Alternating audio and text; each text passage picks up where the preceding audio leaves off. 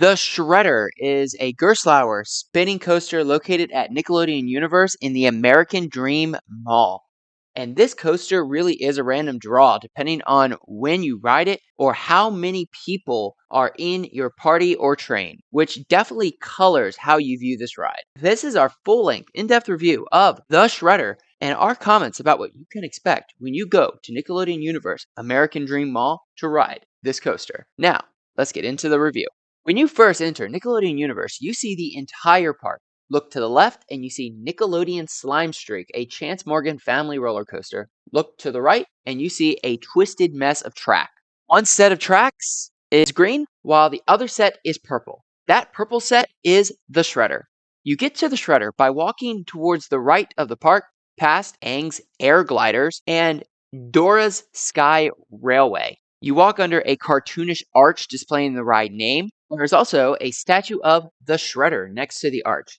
After you go under the arch, you enter a relatively small switchback queue line. You then go up some stairs onto the ride platform where you will stand behind an air gate until you board one of Shredder's 6 4-passenger trains. These trains have a cool Shredder theme, including the character's signature claw arm bracer behind the rider's seats. And these trains feature front-facing cars, which is different from the seating setup you find on Maurer spinning coasters like Laugh Track and Hershey Park, for example. One thing to note about the Shredder and most of the other coasters at Nickelodeon Universe is that the place where you board your train is not really a ride station. Rather, they really are ride platforms. Once you have boarded your train or car, secured your lap bar restraint, and cleared dispatch, you take a right-hand turn out of the ride platform and start ascending the ride's 80-foot tall lift hill.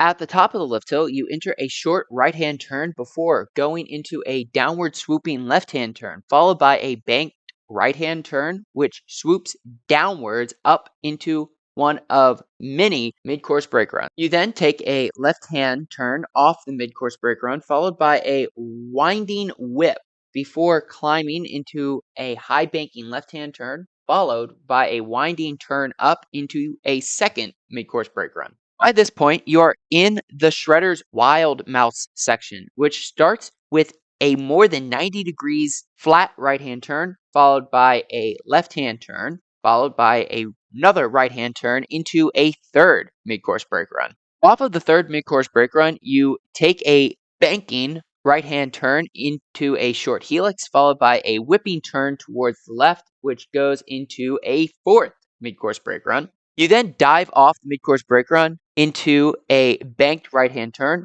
followed by 2 airtime hills. But don't expect any forceful airtime on these hills.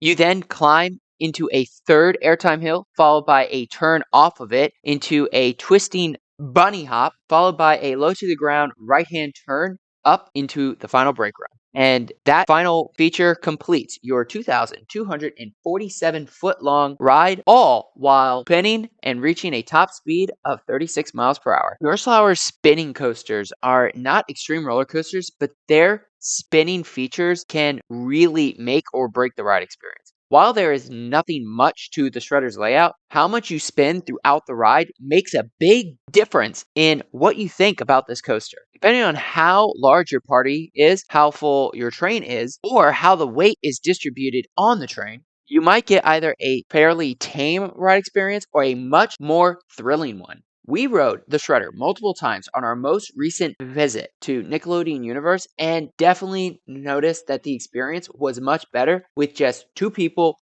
sitting on the same side with no other people on the train. We actually noticed more forces throughout the ride, and the spinning during the Wild Mouse section adds some good laterals.